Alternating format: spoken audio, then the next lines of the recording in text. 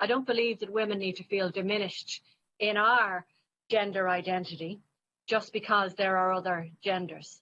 I don't think my womanhood, my femininity, my role in society as a mother, I don't think any of those things are diminished by the fact that there are trans women, trans men, non-binary, intersex. I don't think any of those things diminish my role and my contribution to society. But I do think we need to have a proper conversation with some women who might think, yeah, hang on a second, like being a woman, being a female is a really important job in society, and it shouldn't be downgraded, for want of a better way to put it. But it's not being downgraded. And so I think the way we have the conversation with women to absolutely assure them the fact that, generations ago there were two genders, there were two sexes. There still are two sexes, but today I think we probably have about 9 genders, and that doesn't diminish any other gender within the gender identity set. I think that's a conversation that we need to have with people, and it doesn't, particularly women, it doesn't make them more at risk or less at risk than they are today. But it certainly doesn't protect them by saying that, a trans female can't access the same spaces as other women. If we really believe today that men were going to go to the extent dressing up as women and changing their gender to get access to be violent towards other women, well, then I think we have an even far greater problem than the male violence that we have currently in all of our countries and jurisdictions. And what really is concerning is that of the 300,000 people that have maybe made a conscious decision not to get it, we now have to have a debate as to whether society will allow those 300,000 people to have made their own personal choices, but to put everybody else's health in jeopardy. And Jerry, you are right, we do need to have a conversation about it.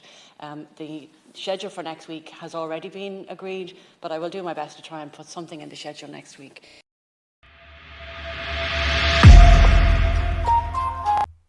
What's up? So I saw this video and I said to myself, you can't let this go by and not say anything and not highlight this here, especially with the 2 videos that I put at the start of this video. What did you think of them? Let me know in the comments what you thought of those 2 videos there. 9 genders, what? Something else. And that's a generation that's before mine, by the way. So anyone that wants to say that it's my generation that's perpetuating this nonsense, it's actually not, it's yours. And the one before that as well too. You're supposed to be the stewards of society here. Completely failed when it comes to these things. Like this woman, honestly, she looks like a deer in the headlights an awful lot of the time. She looks surprised constantly, and wouldn't you be when you keep failing at things and still being given opportunities? Failing forward, it's unbelievable it is. Because here's the thing when it comes to Regina Doherty. Regina Doherty is a person who lost her seat in the Dáil in 2020. So the electorate told her, the people said, no, we don't want you. Now that is staggering considering when you look at the elections here in Ireland over the last number of years, and indeed referendums, you have to start asking questions. You have to look at that and say, I don't know about that, I'm not sure about that. I certainly haven't. So then fast forward and see then she's gotten herself into a nice senator position, which is an awful lot of failed politicians' avenue here in Ireland. Not to say all people that are in the Senate are failed politicians, but a large majority of them are, bar a couple of them that are in there that are actually decent people. There's very few of them there. Very few of them in politics overall, I would say.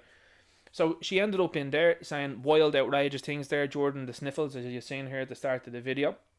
So in 2023, she had an IT consultancy firm that failed. It went into liquidation, and she owed out an awful lot of money to the tune of over $250,000 from what I understand. Now that's stuff that's been reported online, so that's where I've gotten our information from. So a serial fail of a person, and this is what they have pushing forward towards Europe. That's something else, isn't it? This is something else when you see the likes of Nigel Farage talking about what these people stand to gain when they go to Europe. He was talking to my celebrity, £300 a day, and then I got meals subsidised, and there's women throwing themselves at you, and you're looking and you're going, no wonder these people are looking to scarper off to Europe. It's really, really a good thing, and they're not under any sort of scrutiny whatsoever unless they put the head above the parapet. So of course these politicians want to be staying in Europe as long as possible because it's a gravy train. But let's have a look at Fine Gael themselves here now. So Fine Gael, and I think this is always interesting to do with social media and the metrics and analytics of these things, 60.5 thousand followers. So 60,500 followers here on Twitter. 53,000 views on this tweet. That's good going. That's not bad at all. 115 likes. Oh, they're starting to get worse for these people here. And 314 comments. And Leo Varadkar's even tagged in here on this. Remember Leo Varadkar there? He's the leader of Ireland, by the way. I don't know how. Very strange situation that we find ourselves in here. Another fella that an awful lot of people are going, how did he get there? Anyway, and especially when he's meeting up at the forum and he's meeting with certain other people as well too, very regularly and very publicly.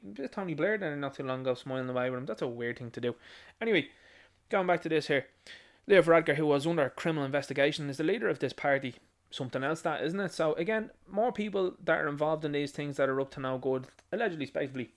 Now, let's have a look at the crowd, because that's the next thing I'm going to look at here, and I'm going to show you. Sure, there's a couple of people there that are probably in their, I'd say, 40s, given the looks of these women here. I don't know. Leftism doesn't do these women any favours. It doesn't, to be quite honest with you. But an awful lot of people here that have seen a good few winters, to put it mildly. And when people like to push things upon my generation and say, that's your fault, look at the crowd there. That's who's supporting this here, by the way. These are the people. So, we have either people that are sitting there that don't believe in repercussions for bad dealings that these people have been doing, or you have people that are just engaged in what is seeming to be ridiculous behaviour. Now, are they ill-informed? If they knew half the things that go on, would they actually vote for these people? Would they be wise to it? Or would they just say nothing and carry on? Because here's another fella here. This is the competition, by the way. This was the 3 people that they were looking to put into this position. So let's have a look up above.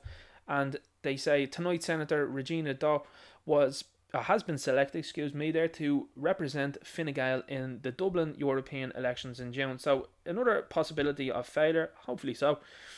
But look at the competition here.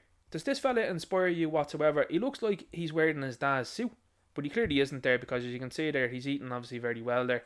I would suggest, mate, that you should grow a bigger beard there. It might cover up a little bit more there.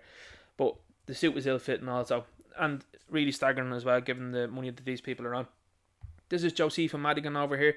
This is a woman that was bragging about the price of her runners not too long ago on social media, even though she was supposed to be overseeing things with people that weren't very privileged at all. And when I'm saying that, I mean people that don't have an awful lot of money around people, by the way. And she was flaunting her runners. It's no surprise then that her marriage actually failed then, so that's not a shock, to be quite honest with you. And she's flaunting her kids as well too on social media. Very strange thing. Usually you see women that are in their late 20s, early 30s that have done that, and they flaunt the children up online. They do for a few likes, and everyone else is looking at that and they're going, yikes. You know what I'm saying? But this is what you have here now. These are the 3 candidates from Fine Gael. Amazing that, isn't it? It seems that we are getting the best of the best, the creme de la creme here from Fine Gael. What do we do from here on now? Well, what needs to be happening is there needs to be someone that's actually a patriot running against these people, because that's exactly what we need in Europe. We need people to be in Europe now to tell us, listen, this isn't for us, we need to get out. We need people to be telling us and tell them, we want out, we're getting out, we've had enough here. And when people say, oh, but hang on, Ninja, the economy and all this nonsense, don't worry about that sort of stuff. Things are getting bad as they are. You've noticed prices of everything going up anyway. Do you think that we'd be any worse off? I don't think so. I think we'd be doing quite well. Now, the political element here that do stand to gain from these things will and screech about that and say, oh my God, I can't believe this. Well, to be quite honest with you, I think it's very undemocratic when you decide to push another person upon us that isn't wanted and wasn't wanted 4 years ago, has a number of fails behind her, and yeah, you think then that she's going to be voted for.